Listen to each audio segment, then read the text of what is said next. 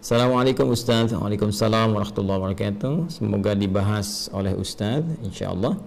Saya pernah mendengar bahwa kurban kita akan menjadi kendaraan orang yang berkurban saat di akhirat. Apakah benar Ustaz? Oh ya, saya pun demikian pernah mendengar dan membaca juga referensi-referensi terkait, khususnya ada riwayat yang disandarkan kepada Nabi sallallahu alaihi wasallam dengan kalimat istafrihu dhahayakum, ya gemukkanlah, baguskanlah hewan-hewan sembelihan kalian, fa innaha matayakum 'ala sirat.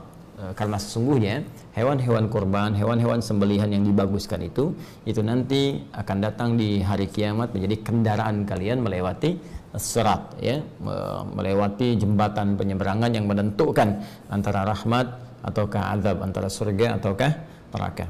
Namun demikian persoalannya, riwayat ini dan riwayat-riwayat terkait, ya, nanti ada beberapa jenis lafaz-lafaz yang berbeda. Ada yang thamminu, ya, atau yang azimu, ya, besarkan, baguskan, cari yang terbaik di hewan kurban kalian, dan ujungnya sama, bahwa sungguhnya hewan-hewan itu akan menjadi kendaraan tunggangan kalian saat melewati as-sirat atau di hari kiamat.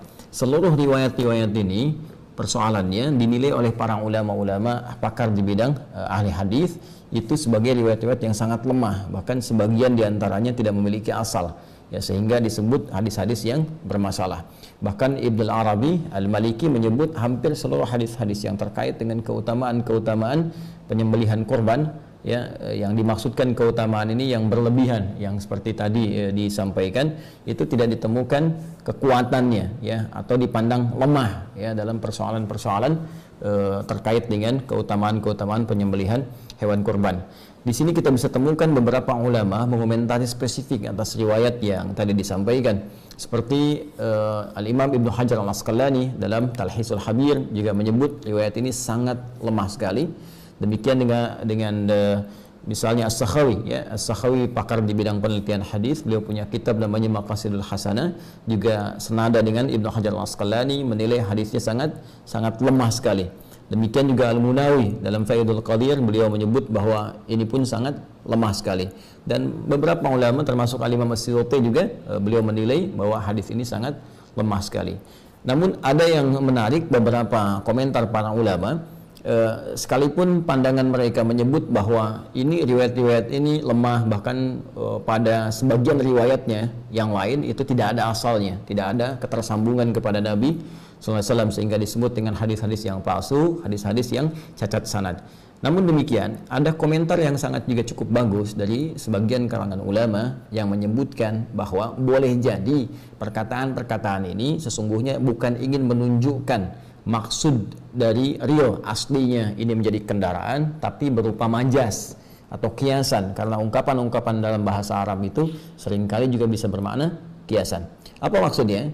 Maksudnya adalah hewan-hewan ini, ya, jika memang kita bisa mencari yang paling bagus, mencari yang paling baik, maka dimungkinkan pahalanya semakin bagus, ya, semakin baik, semakin banyak. Dan dengan banyaknya pahala ini yang akan memudahkan kita melewati as-sirat, karena timbangannya semakin besar, timbangan semakin banyak. Ya, bukankah kurban pertama yang diterima oleh Allah Subhanahu wa taala dari anak Nabi Adam alaihissalam adalah kurban yang terbaik? Ya, kurban yang paling bagus, ya kan? Seperti disebutkan, diisyaratkan di Quran surah ke-5 Al-Maidah ayat 27 itu, ya, watsdu alaihim naba abnai adam bil haqqi idh qarraba qurbanan fatuqbila min ahadihima, ya, wa lam yutaqabbal minal akhar. Dan bacakanlah Muhammad sallallahu alaihi wasallam, ajarkan kepada mereka kisah tentang dua anak Adam, ya, alaihissalam, dengan kisah yang sebenar-benarnya ketika mereka dimintakan oleh Allah Subhanahu wa taala untuk menunaikan ibadah kurban, ya, maka diterima yang satu, yang lainnya ditolak. Siapa yang diterima ini adalah anak Adam alaihissalam yang berkurban dengan hewan ternaknya, ya, dipilih yang paling bagus, yang paling gemuk, yang paling indah tampilannya, itu yang diterima. Sementara yang satunya lagi tidak mendapatkan penerimaan karena memilih kualitas yang paling jelek dari hasil perkebunannya.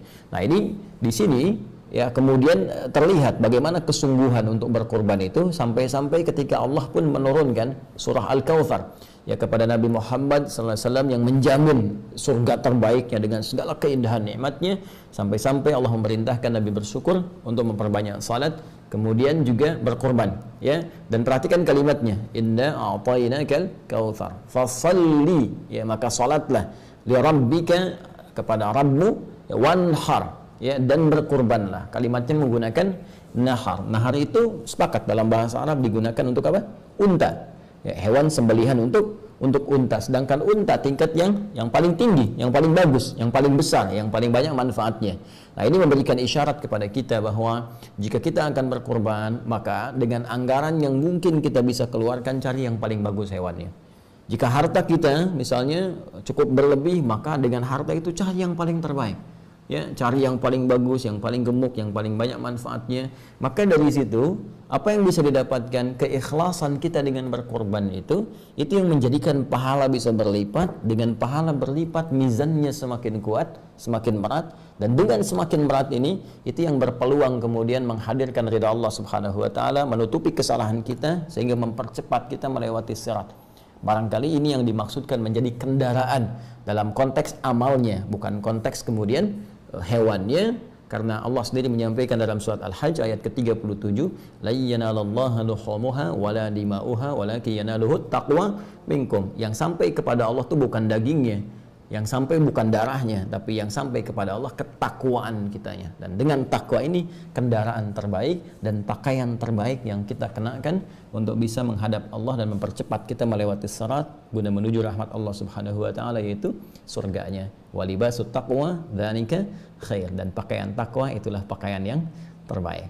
Jadi kita simpulkan dari segi sanad kualitasnya sangat lemah, bahkan bukan hanya sangat dhaif jiddan, tapi juga ada yang la aslalahu, nggak ada asalnya, ada yang palsu dan sebagainya.